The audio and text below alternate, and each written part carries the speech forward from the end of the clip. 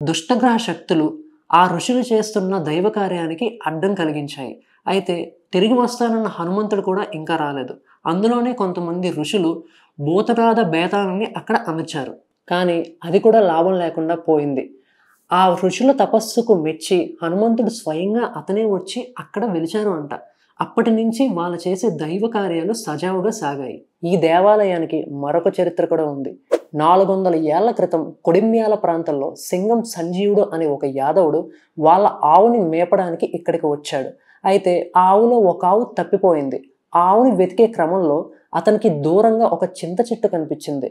అప్పటికే అతను అలిసిపోగా ఆ చింత చెట్టు కింద నిద్రించాడు. ఇంతలో అతని కలలో ఆంజనేయ స్వామి కనిపించి, నేను ఇక్కడే కోరంద పొదల్లో ఉన్నాను, నాకు ఎండ వాన ముళ్ళు నుంచి రక్షణ కల్పించు, అదిగో నీ ఆవు అక్కడే ఉందని చెప్పి అదృశ్యం అయిపోయారు అంట.